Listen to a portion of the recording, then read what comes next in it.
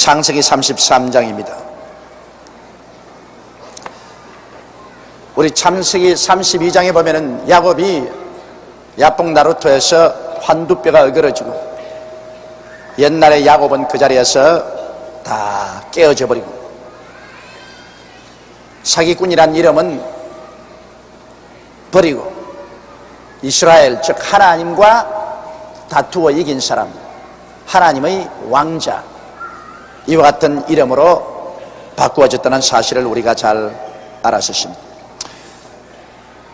여러분, 오늘 예수를 믿고 하나님 앞에 나오는 사람들은 대소를 불구하고 모두 다 하나님이 꺾으십니다. 이 꺾이지 않은 사람은 하늘나라에는 못 들어갑니다. 왜냐하면 아담과 하와가 에덴 동산에서 하나님께서 하지 말라는 것을 자기 고집으로 하나님의 말씀을 꺾어버리고 나아가셨습니다. 동산에 있는 모든 실과는 다 먹되 선악을 아는 실과는 먹지 마라, 먹는 날에는 너희가 반드시 죽으려고 했는데 이 하나님의 말씀을 꺾어버리셨습니다. 자기 고집대로 행했습니다. 그래서 타락했습니다. 신본주의가 아니라 인본주의입니다. 하나님 중심으로 사는 것이 아니라 자기 중심으로 살고, 하나님 뜻을 쫓는 것이 아니라 하나님 뜻을 꺾어버리고 자기의 뜻을 세웠습니다. 그렇기 때문에 이제는 우리가 신본주의로 돌아오기 위해서는 인본주의를 꺾어야 되고, 하나님의 뜻을 따르기 위해서는 자기의 뜻을 꺾어야 됩니다. 이러므로 하늘나라에 들어오기 위해서는 꺾이지 않고는 들어올 수가 없고, 하늘나라에서 우리 신앙이 자라기 위해서는 계속 꺾여야 됩니다. 계속 꺾여야 됩니다. 이러므로 우리 신앙 일생 동안 우리는 꺾이는 체험을 합니다.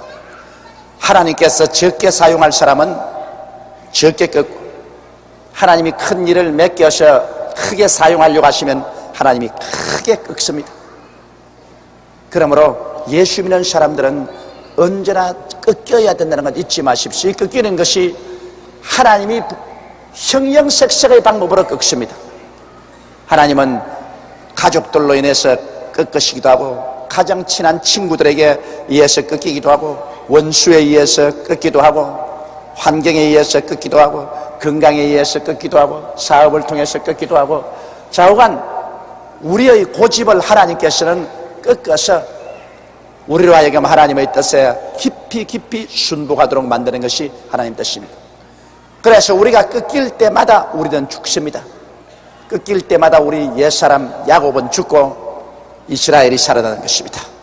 여러분의 이름이 다 야곱인데, 이 야곱이 죽고 우리가 점점 이스라엘로 꺾임을 받아서 변화되어야 되는 것입니다. 꺾이지 않고는 이스라엘이 안 돼요. 그리고 야곱이 환두뼈를 얻어맞고 쩔눈바리가 되어서 쩔룩거리고 꺾인 표적이 그 그림그려 있는 것처럼, 여러분, 우리 예수 믿는 사람은 우리 생애를 들여다보면 크고 작은 상처가 우리 생애 속에 다 있습니다. 여러분, 상처 없는 사람 없어요. 꺾인 상처가 다 있어요. 크고 작은 꺾인 상처가 우리의 생애 속에 다 있습니다. 이 상처가 많으면 많을수록 많이 꺾인 사람입니다. 이 상처가 적으면 적을수록 적게 꺾인 사람인 것입니다. 아브라함 보십시오. 얼마나 하나님이 부르시고 난 다음에 억세게 꺾었습니다. 아브라함도 고집이 여간 고집이 아닙니다. 아브라함의 생애를 보십시오. 아브라함만은 고집이 별로 없습니다. 하나님이 아내만 데리고서 가나안 땅으로 오라 했는데 자기 고집을 부리고 모든 하나님에서 얻은 재산 다 가지고 종들 다 데리고 조카 데리고서 유유히 옵니다. 자기 고집대로 하는 거예요. 하나님은 아내의 손만 잡고 오라는데 무슨 소리 하십니까? 난 내 원하는 대로 해야 되겠어요. 자기 고집대로 하는 것입니다. 그러니 안 꺾을 수 있네요. 가나안에 들어와서 크게 흉년이 들어서 아브라함이 거기에서 자기 고집이 팍 꺾였죠. 재산 다 날리고 종들 다 도망치고 짐승 다 죽고 빈손 들고, 그러고도 마지막 고집을 부려서 애굽으로 살려가지고 내려갔다가 거기에 자기 아내까지 뺏기고 얹혀서 살자니 아브라함의 고집이 안 깨질 수가 있나요? 애굽까지 내려가서 아브라함은 팍싹 깨졌습니다. 그러고 난 다음에 가나안 땅으로 돌아왔을 때는 아브라함은 많이 깨어진 사람이 되었습니다. 그리고 100세가 이르러 아들을 낳은 이삭이 장성했을 때 하나님께서 이제 너 아들, 너 외독자를 모리아산에 제물로 드리라고 할 때요, 여러분 얼마나 아브라함이 꺾였기에 두말하지 아니하고 그 아들 데리고 살 길을 걸어 모리아산에 올라가서 제단 쌓아놓고 그 아들을 묶어서 잡으려고 합니다. 이거 꺾이지 않은 사람은 일 못합니다. 하나님 앞에서 완전히 꺾여버렸기 때문에 이제는 하나님이 시키는 일이면 선악을 분별하지 않습니다. 내 보기에 선하게 보이든 악하게 보이든 상관하지 않아요. 하나님 명령이면 살든지 죽든지 흥하든지 망하든지 성하든지 쇠하든지 그대로 하는 것입니다. 완전히 꺾여버렸었어요. 그래서 하나님께서는 아브라함을 이스라엘의 조상으로 만들 수 있었습니다. 이삭 보십시오. 이삭도 하나님이 안 꺾고 썼습니까? 이삭은 모리아산에서 순식간에 처절하게 꺾였었습니다. 하나님이 너 죽으라 하는데 예 죽겠습니다 하고 자기 자신을 내놓았으니 안 꺾인 사람 치고 여러분 그렇게 할 수 있습니까? 이 세상 사람 치고 자기의 목숨을 사랑하지 않은 사람 누가 있어요? 네 목숨 내놓으라면 다 안 내놓으라 그러는데 아브라함이 달라들어서 자기를 잡아 묶으니 아버지 왜 이러십니까? 하나님이 너를 잡아 제물로 드리라고 한다. 이삭은 두말하지 않고 하나님이 나를 잡아 제물로 드리기를 원하시면 좋습니다. 하나님 날 받으시옵소서. 이삭은 모리아산에서 자기 목숨을 바친 그러한 꺾임을 당하셨습니다. 이것은 아브라함의 생애보다도 더 크게 꺾인 것입니다. 그리고 야곱은 여러분 보시다시피 야복 나루터에서 결국 환두뼈가 어그러지고 자기 고집대로 달아나려던 것이 다 실패하고 이제는 별 수 없이 하나님 순종하고 하나님 도움을 받지 않고는 살 수 없게 되었을 때 그는 완전히 순복했던 것입니다. 그 다음 요셉을 보십시오. 요셉도 하나님께서 그를 사용하려고 작정하셨을 때 17살 난 그를 꺾으시는 거 보십시오. 그것도 다른 사람들을 통하는 형들의 손을 통해서 잡혀가 종으로 팔려가서 하나님이 무자비하게 꺾으셨습니다. 그렇게 호사스럽게 살던 요셉이 애굽의 종으로 팔려가서 시위대장 보디발의 집에서 종살이했어요. 여러분 옛날에 종살이라는 것은 짐승만도 못한 대접을 받습니다. 그건 종살이는 종으로 팔려가면 그 집 재산으로서 있다가 얻어맞아 죽어도 아무도 상관하지 않습니다. 그럴 정도로 짓밟히고 꺾인 데다가 억울한 누명을 덮어쓰고 안 죽을 만큼 얻어맞고 시위대 감옥에까지 밀어넣고 이런 생활을 통해서 요셉은 처절하게 꺾였고 자기 고집은 다 박살이 나고 가루가 되고 살든지 죽든지 흥하든지 망하든지 성하든지 쇠하든지 하나님 뜻대로만 살겠습니다. 그러자 그 다음 때가 오면 하나님이 그를 들어서 애굽의 국무총리를 만듭니다. 그가 애굽의 높은 자리에 올라앉아서 나중에 흉년이 들어 형들이 다 애굽에 의지하러 왔을 때 보통 사람 같으면 형들을 잡아가지고서 능지처참할 수 있을 것인데 요셉은 얼마나 마음이 깨어졌던지 그 자기를 종으로 팔은 그 형들을 오히려 애굽으로 불러다가 대접을 하고 그 자손들까지 잘 먹여 살렸어요. 그 다음에는 또 모세를 보십시오. 모세는 나이 40에 장대한 청장년으로서 지혜와 지식이 뛰어나고 웅변이 달변이고 체력도 좋고 당당한 사람이었습니다만 꺾이지 않았습니다. 그가 이스라엘 백성을 구원하겠다고 도모하자 하나님이 그를 꺾으셨습니다. 그가 애굽 사람을 한 사람 쳐 죽인 결과로 애굽에서 쫓겨나서 미디안 광야에 가서 하나님께서 40년 동안 내던져버리셨습니다. 여러분 발랄한 청년이 그 화려하던 애굽의 왕궁에서 자란 그가 이 미디안 광야로 버림을 받아서 거기서 40년 동안 목동 생활을 합니다. 아무도 알아주는 사람 없고 아무 친구도 없는 곳에 바람소리, 새소리, 뜨거운 태양, 모래밭밖에 없는 곳에 짐승떼를 끌고 이리저리 헤매며 40년을 지난 동안에 모세는 많이 깨어졌습니다. 울기도 많이 울고 통곡도 하고 탄식도 하고 몸부림도 치고 그러면서 옛날 모세는 죽었습니다. 다 깨어졌습니다. 나중에 호렙산에서 가시는 굴에 하나님의 성령의 불길이 타오르는 곳에서 하나님이 말씀하셨습니다. 모세야 모세야, 이제 애굽에 가서 내 백성을 구원할 때 모세는 아버지요, 나는 말도 할 줄 모르고 아버지께서 시키신 일도 못합니다. 다른 사람을 택하소서. 그 교만도 그 자신도 다 깨어지고 가루가 되었습니다. 40년 동안 하나님이 모세를 쳐서 깨뜨려서 박살을 내서 꺾으시고 난 다음에 모세를 들어서 하나님께서는 이스라엘을 구원하는 일을 하셨습니다. 예수님의 제자들도 보십시오. 12제자가 예수님을 3년여 동안 따라다녔지만은 그 다음 이후 예수님이 십자가에 못 박여 돌아가시고 40일 동안 얼마나 꺾였습니까? 처절하게 꺾였습니다. 그들은 모든 희망 다 잃어버리고 온 사방에서 다 죽이려고 절망적인 상황에서 숨어 다니면서 40일 동안 예수님의 제자들은 철저히 꺾여버리고 말았습니다. 아주 절망적인 생활 속에서 지냈었습니다. 그러고 난 다음에 주님이 모세 제자들을 들어서 사용하셨습니다.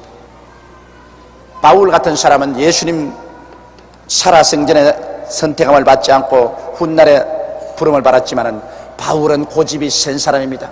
이욕이 많고 고집이 센 사람인데 하나님이 바울을 쓰기 위해서는 하나님께서는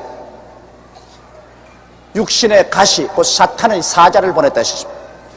보통 것이 아니라 막 사탄의 사자를 바울에게 임명을 했습니다. 여러분, 사탄이 바울을 따라다니면서 얼마나 바울을 때렸겠습니까? 바울은 사탄이 따라오면서 밤낮으로 그 사람들을 이렇게 충동해서 그냥 바울을 때리게 하고 감옥에 들어가게 하고 환난을 당하게 하고 고통을 당하게 하셨습니다. 바울은 사탄의 사자가 육신의 가시처럼 따라다녔습니다.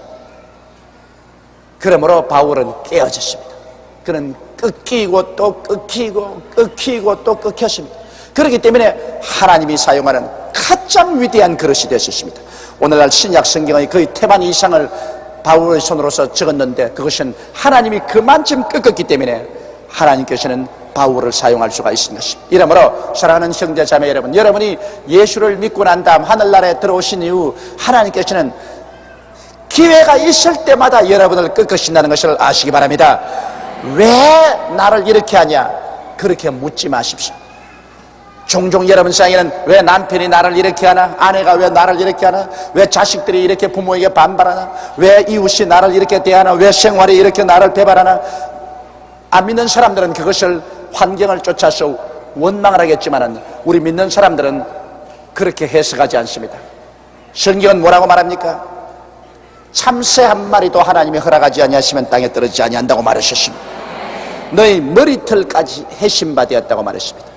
제 머리털이야 헬라도 별로 숫자가 많지 않으니까 여러분 머리는 헬라면 숫자가 많잖아요. 하나님께서 너희 머리털조차도 다 해심받아야 되십니다. 그러므로 하나님께서 그렇게 여러분을 보고 관심을 가지신 하나님께서 여러분에게 그런 것 왜 다가오게 할까요? 여러분을 깨뜨리기 위한 것입니다. 그러므로 여러분에게 시험 환난 다가올 때 원망하지 마십시오. 이웃을 원망하는 것은 어리석은 일입니다. 여러분을 하나님께서 깨뜨리려고 하는 것이기 때문에 이런 일이 다가오면 여러분은 하나님 그 발 앞에 엎드려서 깨어져야 되는 것입니다. 하나님, 내 고집이 깨어지게 하여 주시옵소서. 하나님 아버지여, 나의 모든 인간적인 것이 깨어지고 하나님 앞에 순보하게 하여 주시옵소서. 깨어지면 하나님이 같이 하여 주시는 것입니다. 그러므로 우리 기독교 신앙생활에는 깨어지면 이기고 자기 고집을 부리면 집니다. 깨어지면 살고 자기 고집을 부리면 죽습니다.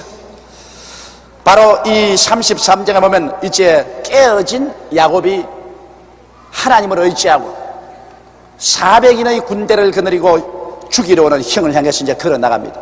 이제는 그는 아무것도 없습니다. 쩔눈바리가 돼가지고 쩔뚝쩔뚝하면서 처자를 거느리고 자기의 짐승들을 거느리고 형이 오는 그걸 향해서 걸어갑니다. 그러나 여기에 야곱이 이제 탐대하게 걸어갈 수 있는 것은 그는 깨어지기 때문에 그는 이제 자기의 지혜도 의지하지 아니하고 자기의 지식도 자기 육신의 팔도 의지하지 아니하고 하늘과 땅을 지으신 만군의 야훼 하나님을 의지하고 그는 걸어가기 시작하는 것입니다.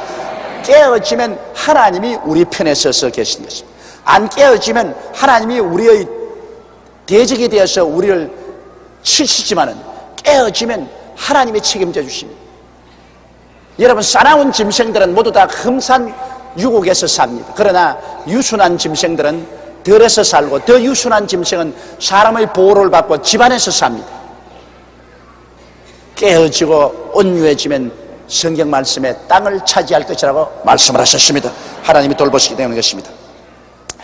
야곱이 눈을 들어보니 에서가 400일을 거느리고 오는지라 그 자식들을 나누어 레아와 라헬과 두 여종에게 맡기고, 이제 눈을 들어보니 형이 옵니다. 살기 등등해서 400인이 말을 타고 먼지를 구름같이 날리면서 달려옵니다. 뭐 인간적으로 생각할 때 이제는 박살났습니다. 만감이 가슴 속에 쓰릴 것입니다. 팥죽한 것으로 형의 장자의 명분을 빼앗던 일, 형이 나간 틈에 아버지를 속이고 형의 장자의 명분을 다 축복 빼앗던 것, 그리고 형의 원한을 사고 도망을 치는 것, 그리고 20여 년의 세월이 지났던 일, 뭐 만감이 교차할 것입니다. 그러나 이제 형이 죽이러 오니까 그는 전에는 모든 처자를 다 야복 나루터를 건너게 하고 앞세우고 자기는 강 이쪽 편에 앉아 쪼그라 있던 야곱이 깨어지니까 이제는 처자들을 다 자기 뒤로 세우고 자기가 앞장서서 나갑니다. 죽더라도 내가 대표적으로 먼저 죽겠다. 깨어지기 전에는 처자들이 먼저 죽으면 난 도망치고 살겠다 그랬는데, 깨어지고 나니까 처자들은 살릴지라도 나는 필요하면 내가 죽겠다. 그래서 그는 하나님을 의지하고 앞서는 것입니다.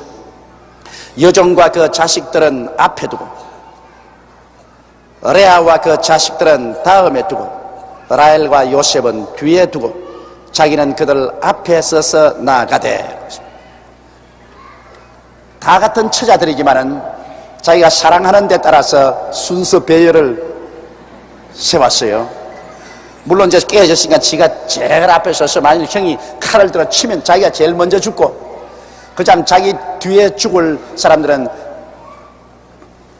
그 자기 첩들이 낳은 자식과 첩들이 먼저 죽고, 그 다음에 죽을 사람은 레아와 그 자식이 죽고, 마지막 죽을 사람은 자기가 가장 사랑하는 라헬과 그 자식 요셉을 제일 뒤에 두었. 그러니 이 야곱을 따라가던 그 처자들의 마음이 어떻겠습니까? 아버지 이럴 수 있나? 아마 그런 생각이 났을는지도 모르겠습니다만, 나 같으면 이렇게 안 하겠는데, 나 같으면 다 두루뭉술을 함께 합쳐서 데리고 가지 뭘 줄을 세웁니까? 기왕 죽으러 갈 바에야 전부 다 함께 그냥 합쳐서 우리 함께 가자. 그러게 이제 왜 이렇게 나란히 줄을 세우는지 모르겠어요. 그러나 장관 뭐 야곱이 지가 그렇게 하고 싶으니까 내가 아무 말도 할 수가 없지. 자기는 그들 앞에서 나아가되 몸을 7번 땅에 굽히며 그 형 에서에게 가까이 가니, 자, 얘를 반드시 하지 않습니까?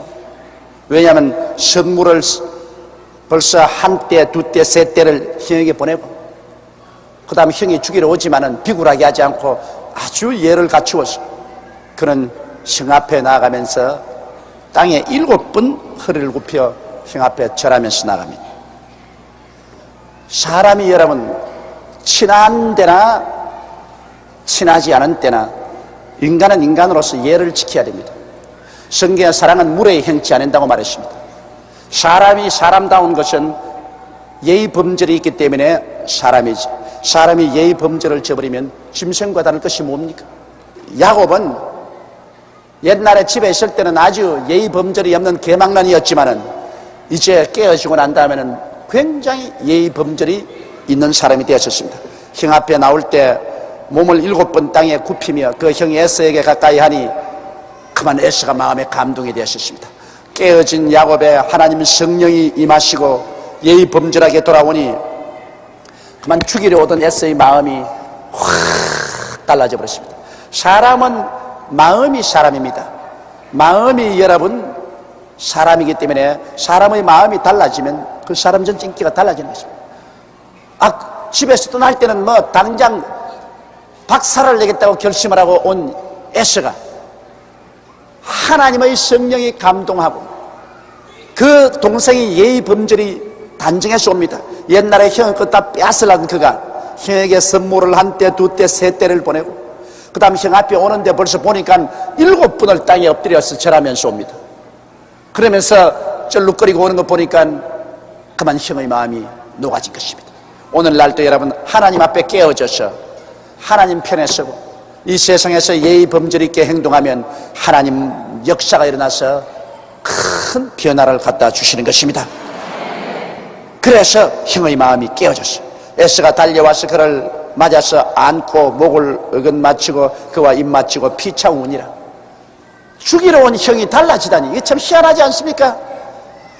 이 우리가 하나님 앞에서 깨어져서 하나님이 우리 편이 되면은 안 될 일도 되게 되는 것입니다, 여러분. 이게 기적 중에 기적입니다. 죽이러 오는 사람도 변화시켜서 친구가 되게 만드는 이게 하나님 기적 아닙니다. 형이 와서 동생을 그냥 얼싸안고 말에서 뛰어내려서 목을 어긋대고 흥흥하게 웁니다. 뭐 그래도 20년 동안 서로 헤어진 미운정 고운증이 다들은 형제니까 아마 형이 야 이 자식아 20년 동안 어떻게 소식도 없이 그렇게 지내느냐, 이제 오면서 그렇게 웃자다가 쩔눈바리가 돼가지고서 갈 때는 성하게 걸어가더니만 올 때는 이렇게 절눈바리가 되어서 쩔뚝쩔뚝 절면서 오느냐.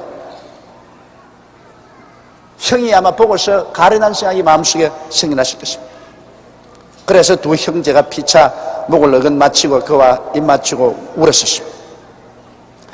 에서가 눈을 들어 여인과 자식들을 보니 깜짝 놀랐을 것입니다. 왜냐하면 웬 여자가 이렇게 많이 따라오고 자식들이 많이 따라오노. 에서 생각에는 자기 부인 데리고 뭐 자식 며칠 데리고 올 줄 알았더니만은 짐승도 한때 두 때로 오는 거 아니지만 여자들도 한때 두 때로 온다. 에서가 눈을 들어 여인과 자식들을 보고 묻되 너와 함께한 이들은 누구냐? 하도 많기 때문에 이 다들 자기 아내일까 싶어가지고서 형이 물은 것입니다. 너와 함께한 이들은 누구냐? 야곱이 가로되 하나님이 주의 종에게 은혜로 주신 자식이니이다. 하나님께서 주셨다. 이 뭐 하나님께 주셨으니까 뭐 사람으로 할 말이 없죠. 한 사람 주나 두 사람 주나 세 사람 주나 네 사람 주나 하나님이 주셨어요. 나는 종종 그런 질문을 많이 했습니다. 하나님 왜 야곱에게 이렇게 아내를 너희나 주고 자식을 12명이나 주었습니까? 아무리 물어도 대답이 없어요. 그래서 해석을 지금까지 할 수가 없습니다. 그러나 여하간 그 내 아내에서 12명의 자식을 낳았는데 그 12명이 오늘날 이스라엘 하나님의 선민의 조상이 되었다. 그래서 내 생각에는 한 사람의 몸에서 12명을 낳으려고 하면은 얼마나 큰 어려움이 있겠습니까? 그러므로 하나님께서는 하나님의 선민 이스라엘의 조상 12명의 아들을 낳기 위해서 내 여인의 몸을 빌렸다. 저는 이렇게 생각을 합니다. 그 이상의 해석은 저는 할 수가 없어요. 때 여종들이 그 자식으로 더불어 나와 절하고, 제일 먼저 여종들과 그 자식들이 와서 절하고, 그 다음엔 레아도 그 자식으로 더불어 나와서 절하고, 그 위에 요셉이 라헬로 더불어 나와 절하니 야곱이 가장 사랑하는 라헬과 그 아들 요셉이 나와서 절했었습니다. 아주 예의 범절이 이젠 딱 있지 않습니까? 이건 아주 무질서하고 이러지 않잖아요. 같은 형제끼리인데도 불구하고, 손위에 있는 형도 아니고 상둥이 한날 한시에 난 형인데도 불구하고 그 형 앞에 동생이 이렇게 아주 예의 범절을 지킵니다.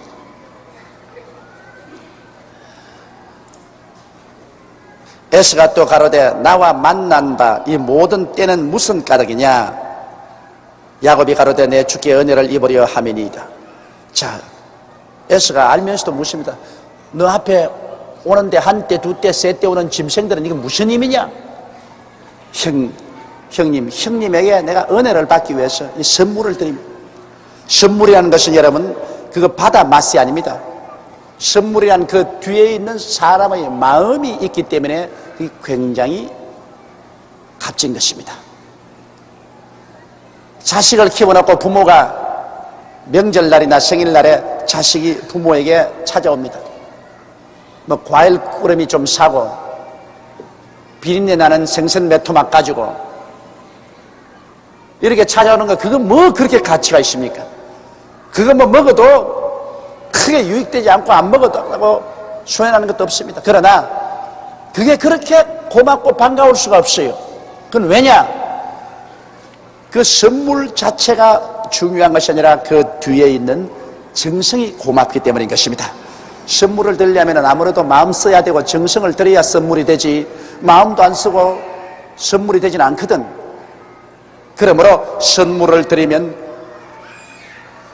선물을 받는 사람들의 마음을 변화시키는 이유가 그게 있는 것입니다. 이 뇌물이라는 것이 그래서 아주 그 무서운 힘을 가지고 있습니다.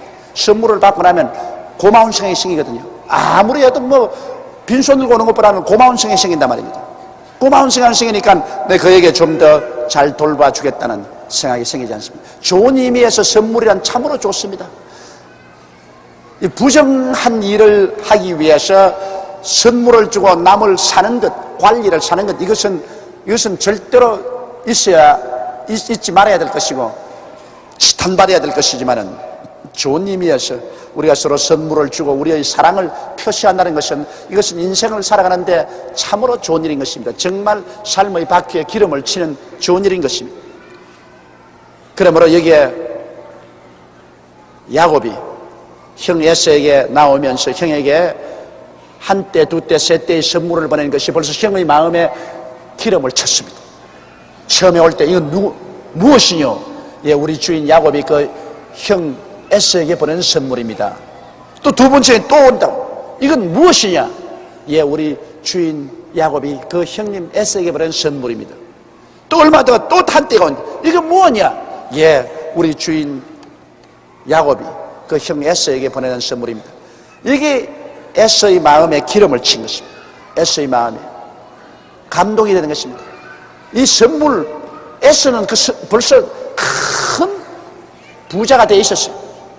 많은 양떼들을 가지고 있었어요. 소떼도 있고. 그러나 없어서 그런 것이 아니라, 야, 옛날에 내 것을 훔쳐가던 동생이 이젠 셈이 찼구나. 이젠 이렇게 형에게 선물을 보내면서 오는구나. 미운 생각이 그만 고운 생각으로 변화되고 마는 것입니다. 두고 보자 싶다가도 그만 마음이 싹 녹아져 버리고 마는 것입니다. 그 선물은 그래요. 그러니까 부부 싸움하고 난 다음에라도 그냥 가서 나 잘못했다 하면은 그 마음이 안 녹아져요. 부부 싸움하고 부인이 그냥 들어가지고서 밥도 안 짓고 들어 누웠거들랑 남편이 가서 부인 선물을 사요. 선물을. 부인이 좋아하는 옷을 산다든지 화장품을 산다든지 선물을 사가지고서 그래서 가서 여보 나 잘못했어 그곳을 안 돌아보다가 머리맡에 두고 가면 나중에 문 닫아놓고 있으면 자기 혼자 그 뜯어본다고. 뜯어보고 마음이 싹 녹아져 버려요. 마음이 녹아져 버려요. 뭐 결국 나하고 싸웠지만 속은 안 그렇구나. 속은 날 생각하고 있구나. 그런 마음이 생겨도 말만 가지고 나 잘못했어 그거 별 효과 없어요. 또 부인도 한 가지지. 남편하고 서로 마음이 상해서 서로 대화가 안 되더라도 남편이 좋아하는 음식이라든지 생활일용품이라든지 해가지고서 딱 남편에 갖다 주면은 남편이 그런 걸 안 해? 안 봐? 그러고도 나중에 본다고 그거 보고 마음속이 달라져요. 그러면 그렇지. 그래도 제일 낫다. 그런 생각이 생기는 것입니다. 그러니까 사람이라는 것은 이 선물을 드리는 것 참 중요해요. 이렇기 때문에 하나님도 우리가 선물을 드리면 마음이 달라지신다고요. 하나님에게도 빈손 들고 나가지 말고 짐승을 잡아서 옛날엔 제물을 드리고, 오늘날에 와서 우리 하나님께 나올 때 빈손 들고 나오지 않고 하나님께 선물을 들고 나오면 하나님 마음도 달라진다. 성경에 보십시오. 고넬료가 많이 구제하고 기도를 많이 했. 하나님 마음이 뜨거워졌어요. 하나님 마음이. 그래서 천사를 보내서 요바에 있는 시몬 베드로를 청하라고 해서 구원을 주셨다. 바울 선생이 로마의 감옥에 갇혔을 때 빌립보 교인들이 선물을 보내셨습니다. 바울이 그 선물을 받고 난다 뭐라 했습니까? 이는 향기로운 제물이요 하나님을 기쁘시게 한 것이라. 하나님의 사업을 위해서 빌립보 교인들이 선물을 바울 선생에게 보냈을 때 하나님 사업을 한 바울이 이것을 받자 말자 성령이 감동해서 그 입을 통해서 말씀하기를 이는 받으실 만한 향기로운 제물이요 하나님을 기쁘시게 한 것이라. 그 다음에는 하나님 뭐라 했습니까? 하나님께서 그리스도 예수 안에서 그 영광 가운데 풍성한 대로 너희 모든 설 것을 더하시리라. 할렐루야. 이러므로 여러분, 선물이라는 것은 사람의 마음만 변화시키는 것이 아니라 하나님의 마음도 변화시키는 것입니다. 제가 가만히 신앙생활 하면서 기도를 해보면요 확실히 드러나요. 그냥 맹숭맹숭하게 오는 분도 제가 기도를 하는데 여기에 뜨거운 힘이 솟아오르지 않아요. 성령의 힘이 그냥 축복을 한대요. 그러나 힘에 겹도록 하나님 나라를 위해서 선물을 가져온 사람, 11조나 건축원금이나 선물을 가져온 사람은 이상하게 제가 안수를 하고 기도하면 여기 마음속에 뜨거운 김이 올라와요. 그 내가 만들 수가 없어요. 똑같은 조용기인데 내가 기도를 하는데 빈손 들고 와서 기도하는 사람하고 하나님께 선물을 가지고 내놓고 기도하는 사람하고 기도할 때 이 속에서 넘쳐오르는 성령의 역사가 막 확실히 다릅니다. 막 마음에 뜨거운 그 기운이 올라와요. 그리고 믿음이 확신이 와요. 확신이. 오늘 또 제가 어떤 우리 성도가 이 추석 때 장사를 해가지고서 그래서 벌은 돈을 교회를 건축하는데 드려야 되겠다고 700만 원을 가지고 왔어요. 그럼 추석 때 버는 거 다 가지고 왔어요. 추석 때 버는 거 다 가지고 우리 구역장 한 분이 보니까 별로 뭐 구역장님 잘 살지도 않고 굉장히 고생을 하면서 사업을 하는 분이에요. 그래 그걸 내가 받아가지고서 그 구역장 안수를 하는데 이 뱃속에서부터 하나님의 그 기뻐하시는 것, 그 하나님 성령께서 그냥 이 내 딸아 너 참 나를 진짜 사랑하는구나 이런 그 느낌이 그냥 내 마음속에 확 올라와요. 너 정말 날 사랑하는구나. 추석 동안에 그렇게 밤잠을 자지 않고 일을 해가지고서 벌은 돈을 나의 성전 지는데 가져오니까 너 정말 날 사랑하는구나. 이러한 그 하나님의 느낌이 내 마음속에 확 차올라오는데 그냥 기도가 얼마나 쏟아지는지 몰라요. 축복이 그냥 입에서 쏟아져 나오는데 그게 뭐 입술에서 나오는 축복이 아니라 속에서부터 쏟아져 나와요. 막 믿음으로 축복이 나가더라고요. 그래서 제가 32년 동안 목회를 해보고 내가 확실히 아는 것은 하나님께도 하나님을 기쁘시게 하고 난 다음에 하나님께 축복을 구해야 된다. 이삭도 그러지 않습니까? 아들 에서에게 너 짐승을 사냥해서 별미를 만들어서 내게 가져오너라. 내가 마음껏 먹고 즐거워하는 가운데서 너에게 축복을 해주겠다 그랬습니다. 하나님께도 별미를 드리고 여러분 우리가 기도를 하는 것이 좋습니다. 이래서 야곱은 형님에게 은혜를 입기 위해서 선물을 드렸고 그 결과로 은혜를 입었습니다. 그 형님이 그 선물을 받고 난 다음 그 원한이 사라지고 동생을 죽이겠다는 마음이 달라지신 것입니다. 이런 것들을 다 하나님께서 사용하신 것입니다. 에스가 가로되 내 동생아, 자 죽이러 온 형이 이제는 얼마나 귀하게 동생이 보였던지 내 동생아 그랬습니다. 에스가 가로되 내 동생아 내게 있는 것이 족하니 내 소유는 내게 두라. 자 보십시오. 무슨 짐승이 형이 받아 탐이 나겠습니까? 그러면 동생의 그 아름다운 마음, 형을 생각해주는 그 마음에 감동을 해서 내 동생아 내게 있는 것이 족하다. 나도 굉장히 많다. 그러므로 내 마음 알았으니 내 소유는 내게 두라. 그냥 가져가거라. 이 형이 그 동생의 마음에 크게 감동을 입었다는 것을 알 수가 있는 것입니다. 하나님도 성경에 그렇게 말하지 않습니까? 주라. 그래야만 돌려줄 것이니 곧 후에 되어 눌러 흔들어 넘치게 해서 안겨주리라. 오히려 받은 것보다 더 많이 돌려주겠다. 그럼 하나님 뭘 원하십니까? 하나님은 그 마음만 향기롭게 받아주시겠습니다. 하나님은 우리가 하나님께 드리는 것, 그 향기를 하나님 그 마음을 받아 흠양하시고 난다. 그 다음에 하나님은 더 돌려줄 수. 형님도 여기에 야곱의 그 아름다운 마음씨에 감동을 해서 이제는 너 마음을 알았으니 소유는 네가 가져가거라. 야곱이 가로되 그렇지 아니하니이다. 형님께 은혜를 얻어싸우면 청컨대 내 손에서 이 예물을 받으소서. 내가 형님의 얼굴을 배운 즉 하나님의 얼굴을 본 것 같사오며 형님도 나를 기뻐하심이니이다. 이 얼마나 형제간의 아름다운 관계입니까? 20년 동안 서로 원한을 칼을 갈고서 있던 형제들이 만나서 하나님이 이렇게 아름답게 화목을 시켜주는 장면 보십시오. 그 화목을 시키는 장면이 바로 선물이 그 가운데 끼었다는 것을 잊지 마십시오. 하나님이 물론 그 가운데서 적극적으로 역사를 했지만은 하나님이 역사할 때 필요한 오병이어가 여기 있었습니다.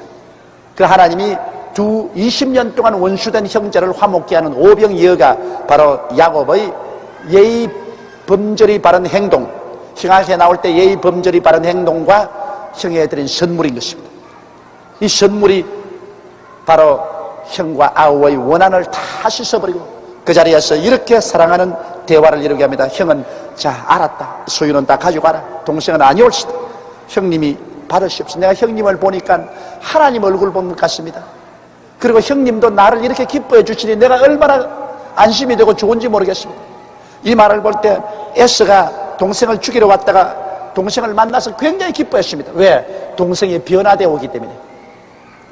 동생이 깨어지고 변화되어서 이제 형님을 형님으로 인정을 하고 형님을 형님으로 대접하면서 예의 범절이 바르게 이렇게 선물을 가지고 나오는 걸 보고 형이 굉장히 기뻐했습니다.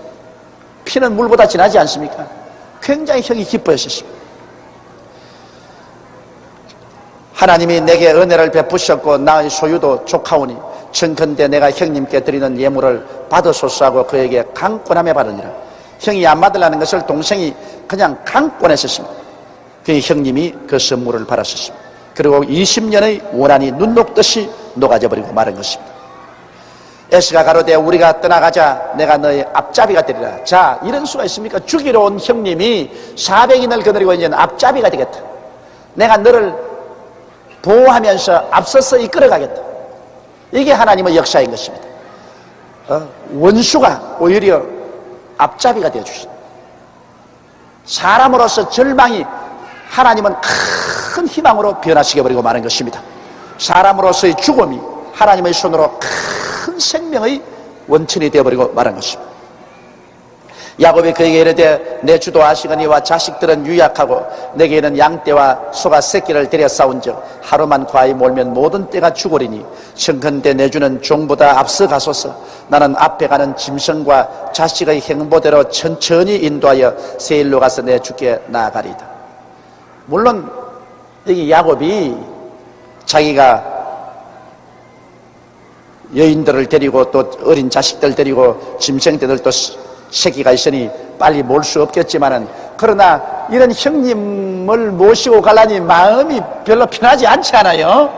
그러니까 자기 혼자 가는 게 훨씬 편하거든. 형님도 지금 화목을 하기는 했지만은 그러나 상당히 버거운 것이 형님이. 그러므로 형님 먼저 가십시오. 난 뒤에 천천히 이 짐승을 몰고서 가서 나중에 형님 앞에 나가서 인사하러 가겠습니다. 그렇게 말합니다. 에스가 가로되 내가 내 종자 수인을 내게 머물리라. 그러면 내가 데려온 이 군인들 중에 종자 몇을 머물러서 너희를 보호하고 지키게 하리라고 형이 말합니다. 야곱이 가로되 어찌하여 그리하리까? 나로 내 주께 은혜를 얻게 하소서. 그러니까 한 말이, 이 말이 뭐냐면 형님 내가 부담이 됩니다. 형님 같이 내가 모시고 가는 것도 내 마음에 부담이 되고 형님이 종자 몇 사람을 여기 두어주는 것도 내 마음에 부담이 되니까 형님 그러지 마시고 내게 은혜를 베풀어 주어서 그저 내 편안하게 내 식으로 가게 하여 주시옵소서, 그 말인 것입니다. 여러분, 인생을 사는데 부담이 되면 안 돼요. 우리 같이 사람이 지내도요, 서로 만나서 부담이 안 되는 사람이 있고 서로 만나서 굉장히 부담이 되는 사람이 있어요. 그렇죠?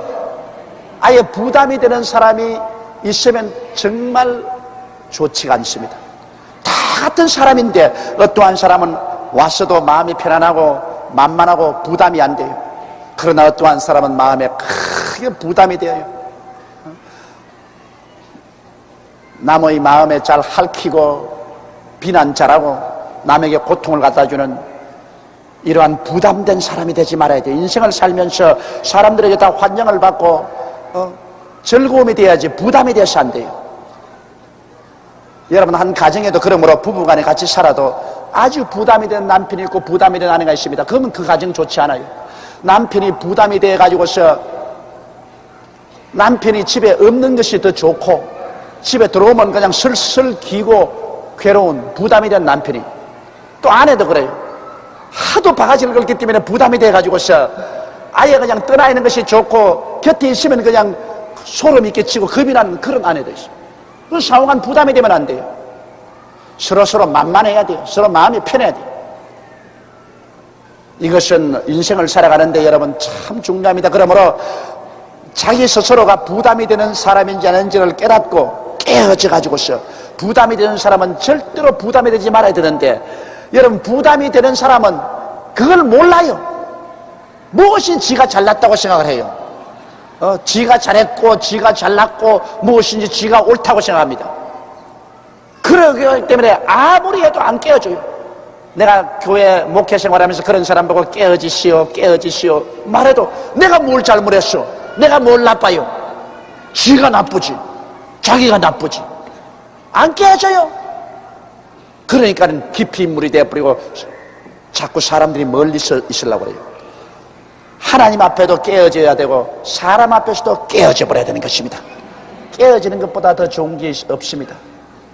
절대로 부담이 되어서는 안 됩니다. 그런데 여기에 형 에서에게 화목은 했지만은 형은 야곱에게 부담이 됩니다. 부담이 되기 때문에 형이 같이 가자는데도 같이 안 가겠다랍니다. 서로 부담이 안 되는 형제 같으면 형이 떠나려고 해도 형님 여기까지 왔는데 나하고 같이 갑시다. 형님 나하고 같이 가요. 20년 동안 떨어져 있으니 이야기거리도 얼마나 많겠소. 그러니 여기 천막 쳐놓고 우리 밤에는 밤을 새워가면서 형님 우리 이야기도 좀 하고요, 그 정을 나누고 갑시다.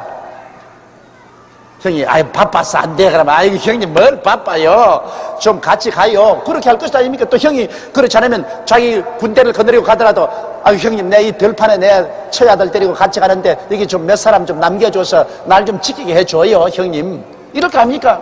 그 부담이 안 되면은 아주 그렇게 솔직히 대화를 할 수 있을 것인데, 이거 야곱은 형님이 부담이 돼, 형님이 겁이 나. 그래 겁이 나니까 될 수 있으면 곁에 안 가려고 해요. 될 수 있으면 곁에 안 가고 아주 화목은 했지만은 멀리 있고 싶다, 그러한 심정인 것을 여기에 알 수 있는 것입니다. 이날에 에서는 세일로 회정하고 야곱은 숫곳에 이르러 자기를 위하여 집을 짓고 짐승을 위하여 우릿간을 지은 고로 그 땅이 이름을 숫곳이라 부르더라. 숫곳 즉 막대라는 것입니다. 여기 집을 지었다는 것은 그때 집이란 우리 오늘날처럼 여러분 이런 집이 아니라 가죽으로 천막을 치는 것이 집입니다. 몇 시간 만에 짓고 몇 시간 만에 뜯어가는 그러한 캐러반의 집이기 때문에 우리가 생각하는 이런 집이 아닙니다. 무슨 그곳에 집을 지었으면 그 집에서 몇 년간 살아야 될 것 아닙니까? 그런 집이 아니고 캐러반의 집입니다. 그저 말뚝 몇 개 치고 그리고 가죽으로 덮으면 집이 되는 거예요. 그래서 그곳에 캐러반의 집을 짓고 짐승들의 우리도 치고 그곳에 잠시 머물렀으니 그게 천막을 치고 있다 해서 이름을 숫곳이라고 했었습니다. 야곱이 바담 아람에서부터 편안히 가나안 땅 세겜 성에 이르러 성 앞에 그 장막을 치고, 그니 하나님께서 바담 아람에서 너희 아버지 집으로 돌아가라고 했는데 하나님 명령이라고 해서 돌아오면 모든 것이 편안할 줄 알아도 그렇지 않습니다. 그가 바담 아람을 떠나서 아버지 집으로 돌아오는 과정에서 여러분 여러 가지 어려움이 많았습니다. 외아저씨가 죽이러 와서 외아저씨하고 일대성량이 벌어진 일도 있지요. 야뽕 나루터에서 환도뼈가 어그러지고 쩔름바리가 되는 경험도 있지요. 그리고 형이 400인의 군대를 가지고 죽이러 오므로 말미암아 그에 당한 마음의 고통과 수많은 괴로움도 있었지요. 그러나 끝장이 좋더라. 하나님을 따라가는 것은 그 과정에는 여러 가지 어려운 일이 많더라도 하나님과 같이 하시는 사람은 끝장이 좋아지는 것입니다. 그걸 알아야 돼요. 왜 하나님이 나와 같이 계시는데 내가 이 모양이냐? 그렇게 질문하면 안 돼요. 하나님이 같이 계셔도 여러분이 가는 길에는 여러 가지 시험과 환난과 장애물이 다가와요. 그러나 내가 가는 이 길이 하나님이 나를 이끄는 길이라고 알고서 가면은 끝장이 좋습니다. 끝이 좋아야 좋은 것이지, 과정이 아무리 좋더라도 끝이 좋지 않으면 소용이 없어. 대학 입시를 하는 학생이 대학 입시 준비하는 동안에 아무리 편안하게 준비해도 끝에 가서 떨어지면 무슨 소용이 있어요? 준비하는 과정에 여러 가지 시험도 따가고 환난도 따가오나 시험에 합격하면 좋아요. 난 내가 잊지 못하는 것이요, 내가 고등학교 시험을 칠 때 우리 집이 그때는 어렵게 살았었습니다. 아버지 어머니도 새벽같이 장사하다가 보고 누님이 이 석탄 타다가 남은 그 코크스를 떼가지고서 내가 이제 학교 시험 치러 간다고 부엌에서 밥을 했는데 막 얘기가 다 새카맣게 수염 다른 것처럼 그 코크스 그걸 해가지고서 얼굴 막 머리도 다 흐트러지고 그때 옷도 막 희한하게 입고, 그런데 이제 내가 이제 뭐 방이 뭐 냉돌이고 춥죠, 겨울인데 이런 봄에 이제 시험 치러 간대요. 그러니까 밥을 주는데 내 밑에 있는 여동생도 이제 학교 간다고 이제 밥을 먹으러 가는데 반찬 때문에 싸움이 났어요. 반찬에 내가 봤자 뭐 몇 가지 있나? 신김치에다가 그날 나 학교 시험 치러 간다고 우리 누님이 나에게 무슨 꽁치 대가리 한 마리 준 것 같아. 내 생각에는 이런 거 하나 시험 잘 치래 이러면서 주는데요. 그걸 우리 여동생이 날람 집어 먹어버리잖아. 그래서 내가 이놈의 기집애 오늘 내가 시험 치러 가려고 하는데 그래 지가 먼저 먹어. 그러니까 숟갈 땅을 띄우는 막 나보고 뺨따기를 후려갈기 버렸어. 그때 우리 여동생이 지금은 아주 천사 같지만 그때 아주 성격이 대단했어요. 그래 막 뺨따기를 막 후리 때리면 자, 이 시험 치러 가는 아침에 막 뺨을 맞고 나니까 말이지, 이것만 다 텄다. 이제 오늘 재수가 없어서 오늘 시험 내 떨어졌다 틀림없이. 그래가지고서 내가 또 가만히 있을 리가 있어요. 저도 성깔이 있으니까 내가 또 한 대 때렸다. 그러니까 뛰어나가다 보면 대문 빗장을 딱 걸어놓고 오늘 너 시험 치러 가는가 봐라. 나하고 죽자 그럽니다. 예수를 믿는 집안 같으면 사탄은 시험이 들었다게 그러는데 그때 사탄도 뭔도 모르고 그래가 뭐 막 달라드는데 뭐 이거 뭐 어찌할 도리가 없어요. 뭐 너 죽고 너 육격 하는데 뭐 어떻게 합니까? 그래서 우리 누님이 가운데에서 뜯어 말리고, 그래 나는 막 도망을 치다시피 집에 나와가지고서 시험 치러 가면서 이제 내 신세 고쳤다. 오늘 막 이게 징조가 나쁘다. 그랬는데 학교 가서 시험을 치고 난 다음에 발표를 그냥 우등으로 걸렸어요. 우등으로. 아주 성적이 좋게 우등으로 걸려가지고서 장학금도 받고 그랬는데, 그러므로 과정은 뺨을 얻어맞고 그렇게 했지만은 결과가 좋으니까 다 좋더라. 그래 요사이 보면 오히려 그때 그런 일이 있은 것이 더 기념이 돼요. 안 그랬으면 다 잊어버렸을 것인데 우리 동생에게 뺨 맞고 시험 치라는 것은 내가 죽을 때까지 잊어버릴 수가 없어. 과정이 어떻게 되었든지 결과가 좋으면 끝까지 좋은 거예요. 그러나 아무리 내가 그날 뭐 우리 아버지 어머님께 축복을 받고 뜨뜻한 밥을 먹고 아주 뜨뜻한 옷을 입히고 환영을 하고 갔더라도 낙제를 묵었으면 그 무슨 소용이 있어요? 여러분, 예수 믿는 생활이라는 것이 반드시 우리 걸어가는 과정이 언제나 장미꽃 향이 만발한 들을 지나간다고 생각할 수는 없습니다. 우리는 예수 믿고 지나가는 과정에 염려도 있고 근심도 있고 속상한 일도 있고 시험도 당하고 고통도 당하지만은, 그러나 하나님을 사랑하는 자 곧 그 뜻대로 부르심을 입은 자들에게는 모든 일이 합력하여 선을 이루나니라. 끝장이 좋다고, 끝장이 좋아요. 그러므로 예수 믿는 생활이 아름답고 좋은 이유가 거기에 있는 것입니다. 저녁에는 울음이 깃들일지라도 아침에는 웃음이 다가오리로다. 울며 나가 씨를 뿌리는 자는 웃음으로 단을 앓고 돌아오리다. 하나님의 일이라는 것은 언제나 끝장이 좋다. 끝이 좋다. 이 세상에서 고통스럽게 살았을지라도 죽고 난 다음에 우리는 저 부활을 하여 저 아름다운 천국에 들어간다. 이 세상 사람은 이 세상의 부귀영화 공명을 다 가지고 살았을지라도 죽고 나면 영원한 지옥으로 떨어지고 불과 여왕으로 타는 못에 곤두박질한다. 끝이 나쁜 것이 세상 삶인 것입니다. 그러나 끝이 좋은 것이 예수 믿는 삶인 것입니다. 할렐루야. 그래서 야곱도 끝이 좋습니다.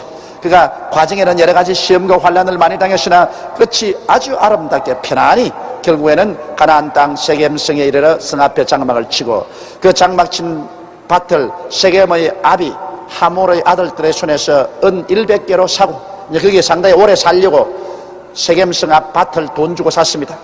그리고 거기 단을 쌓고 그 이름을 엘로헤 이스라엘이라고 하였더라. 이것은 하나님 이스라엘의 하나님이라고. 여기에 단을 쌓았다는 것은 교회를 세웠다 그 말과 한 가지인 것입니다. 그 밭을 사고 난 다음 그곳에 천막을 치고 그곳에 하나님을 섬기는 단을 쌓았다. 단 앞에서 하나님께 예물을 드리니까 그곳에서 하나님의 이름을 그가 불렀던 것입니다. 오늘 여기에서 우리가 배워야 될 특별한 교훈은 우리는 하나님 앞에 깨어져야 되겠다는 것입니다. 깨어지고 그리고 우리의 삶이 우리 친한 사람 앞에나 남 앞에나 예의 범죄를 저버리지 말아야 되고 그리고 우리가 기회가 있는 대로 힘이 미치는 대로 서로 우리의 사랑을 표시하는 선물을 주고받으면서 인생을 살자는 것입니다. 서로 정성을 기울여 선물을 주고받으면서 인생을 살자. 그러면 우리 인생은 더 값지고 보람차게 된다는 것입니다.